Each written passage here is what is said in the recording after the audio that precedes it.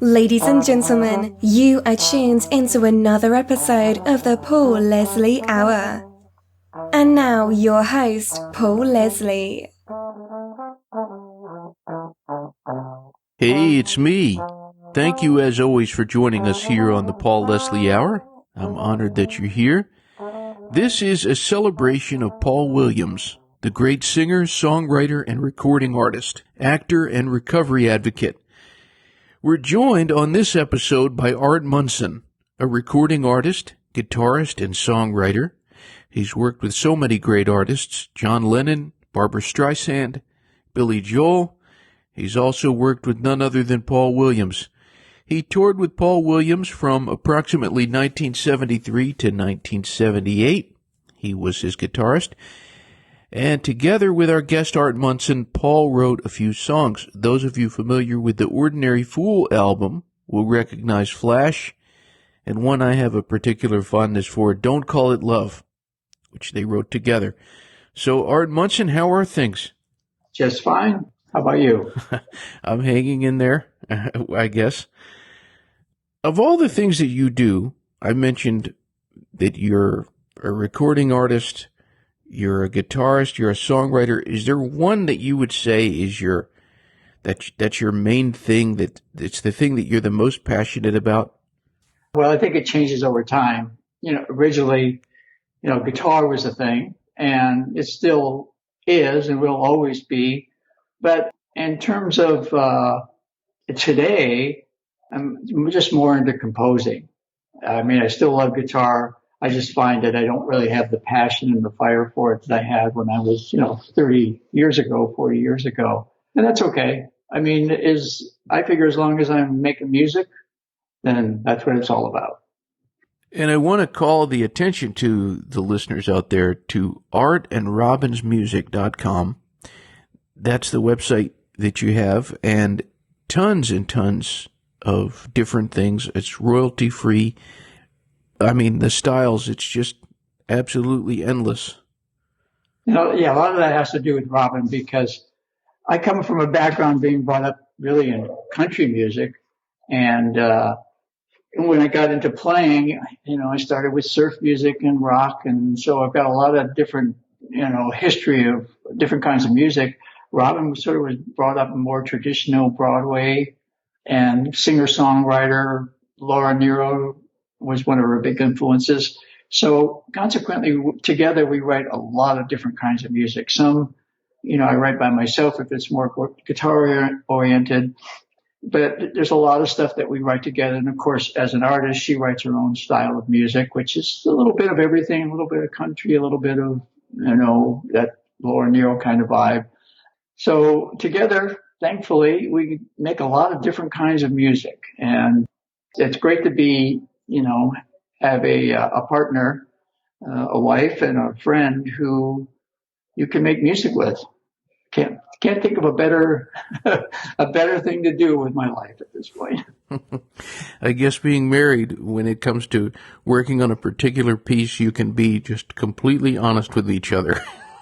Yeah. I mean, early on it was, when we first got together, it was a little more challenging, but never huge issues. Now we've gotten a great flow and we work together, and, we both respect each other's opinions, and, whatever comes out, as long as we're both happy with it. That at the end of the day, if you're happy with something, it doesn't really matter if you think it's always nice if you get some, recognition for it and you get some applause for it somewhere, whether it's virtual applause or, in-person applause.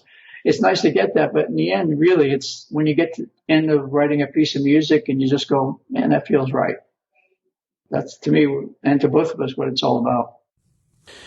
So as we were mentioning at the beginning, you had a touring relationship with Paul Williams. You also have written a couple of songs with him.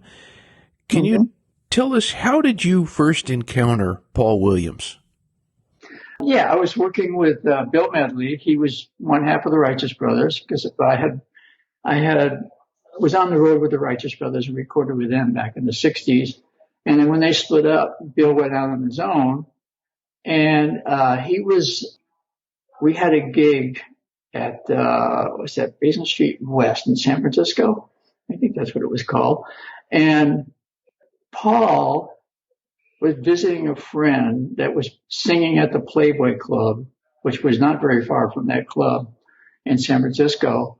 And they came over to see to see Bill Medley. And Paul heard me play, and he said to me, and at that time I was living in Orange County. He said, well, if you ever move to LA, look me up.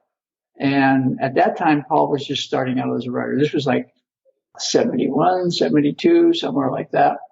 And Paul had I think he had We've Only Just Begun, which was a commercial at the time. So I looked him up, and he wasn't really doing much, but then he started playing around LA at the Troubadour. I think that was one of the first gigs.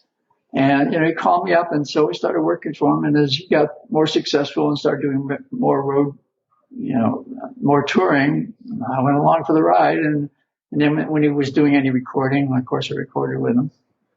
So the first time that you shook his hand, the first time you met him, what was your first impression of Paul Williams? I can't really, just somebody to meet, that's it. That you really can't. I mean, it was just meeting another person. And he's funny. He was fun to be around with. He's definitely a funny person. I can't say that anything really jumped out. As you got to know Paul Williams from touring with him, how would you describe the man? Well, he was a great guy to work for. I can tell you that right off the top. He was very generous. It was easy to work with. We had a lot of good times, a lot of laughs. I can't really say anything except it was just, a great time, really a great time. And, it's like I worked with a few people that had big influence in my musical life, and Paul was certainly one of them. It was previous to Paul, I had done an album with Delaney Bramlett. And it's funny because Delaney's music is, as you know, Bonnie and Delaney, if you remember them. The music was much more rock and roll, much more Southern. And I really love that kind of music. And Delaney wanted me to go on the road with him at the same time Paul asked me. And I don't know, for whatever reason, I just picked Paul. I mean, two totally different kinds of music, and I love them both. But I just decided to go with Paul. I guess that says a lot about what the decisions I made. I mean, Delaney had a tendency, it's like he was a great guy, and I loved playing his music. But, he'd go out to bars, he'd drink a little bit, and, you never know what was going to happen next. So, but I enjoyed him. I loved working on that album. It was a great album with great players. But in the end, I just decided that I just wanted to go with Paul. Do you have any stories from your time traveling with him? Probably, but some of them I wouldn't repeat. I hear you. It was just, after a while it gets to be a blur. You're on and off planes all the time, and you're going to different cities and different situations, and some would be more challenging than others because you get tired of traveling all the time, especially the only touring I ever did on a bus was with Paul. Usually it was always flying somewhere, but there was one little stint back around, it was somewhere around the Washington, D.C. area, a bunch of states around there that it was a bus tour. And, that's probably was more challenging because most of us weren't used to that. We're used to being a little spoiled and being on planes and, renting cars and do that. But it was another adventure. Can't really say anything bad about it. Do you recall when the idea got presented to write a few songs with him? Well, see, at that time, I was also doing a lot of studio work for different artists. And Paul would, and I would say, Paul, I really don't want to go on the road. I'm starting to get, a little bit of, starting to get a little thing going with doing, album work and recording. And it was being pretty consistent. And I said, if I leave town, it keeps sort of breaks up the flow. Somebody calls for a session, and if I'm not there, they're going to go call somebody else. And Paul would say, well, come on, we'll go write a song. Come on the road with me and we'll write a song. And we did. We wrote a couple of songs. I wish we'd written a lot more, but I would say that was more about me not understanding co-writing. I'd kind of like sort of just go in there and not really be prepared. So I think if I had been more prepared and understood songwriting better, we would have written a lot more songs. But I'm happy with the ones we wrote, So what was the process like when you two wrote together? How did you all do that? Well, we'd sit in a room. I'd try to come up with, basically as a guitar player, just come up with some kind of feeling, some kind of chord progression. Paul would probably just come up with a melody. Maybe I'd have a snippet of a melody or something. And Paul would come up with a melody. Of course, he would do the lyrics. And, that was the process. Maybe it would take a few times to get together. And that was generally the process. And it's pretty much the process with any songwriting, and I think depending on who you're writing with, some processes go a lot faster, some go a lot slower. I don't think there's any rules to be bound by. You hear people talking about taking years to write a song to get it just right. I've never had to do that, thankfully. But, sometimes you can get it done in a session of writing, and other times, you're just, maybe take a few sessions to get it done so it feels right. So do you have any reflections now that it's Paul Williams' 80th birthday? Anything you would like to say? Yeah, I'm a month older than he is. He's always a kid to me. Now, I haven't talked to Paul in a long time, and for no reason that it's just the way it is, life moves on. But I'm glad he's still here. I'm glad we're both still here and still making music. Absolutely. And so anything coming up on the horizon for Art and Robin Munson? Well, we just finished a song that we put out there called Vote. It's basically a song about encouraging people to get out and vote in this election, and especially this election. And, we have it up on YouTube, and we have it up on our Facebook page. And that's getting some attention. So we're excited about that. We have a couple, we've got some commercials running.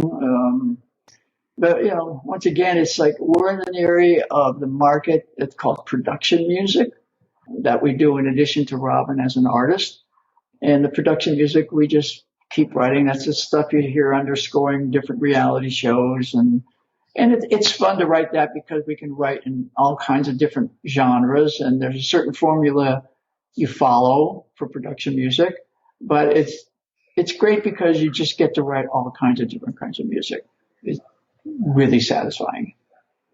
But, pretend that you're in the band that I've always wanted to be in. We wrote a whole slew of Latin music. Now, I've never been in a Latin band, but we both know enough about music to sort of fake it. So it's kind of Latin light, but, it works. It's gotten some good placements on shows, and we've written Italian music. We've written, hip hop, be hip hop light, country music, all kinds of stuff. So that's what we're doing. Well, I want to invite all the listeners out there. Again, it's artandrobinsmusic.com. Yeah. And there's no apostrophe in it because you're not allowed that in domain names. It's all one word, Art and Robin's Music. Well, they're invited to check that out. And that's Robin's, not just Robin, artandrobinsmusic.com. I always like to end the show. I just give the guest the microphone. It's not limited to music. What would you say to anybody tuned in? Well, stay safe and healthy, especially in these times. That's, just hope for better times. We're in really trying times on so many different levels. And I always tell people that my glass is always half full. So I don't get darkened down about all the stuff that's going on because I know we'll get through it. Absolutely, especially when you have a bunch of cats. Yeah. So they're walking around? Yeah, I saw Here's one of them. I saw the other one too. Or maybe Yeah, there's more. Cats are great. They're great buddies. Yeah, there's two of them around there. They're great friends. They're both rescues. Oh, nice. Well, Art, thank you so much for doing this.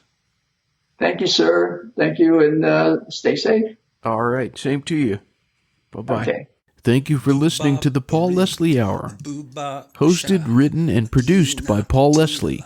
Intro theme song, Alexander's Ragtime Band, written by Irving Berlin, performed by Dan Barrett. Outro scatting G Things, improvised, performed, and produced by John Goodwin. Until next time. Goodbye.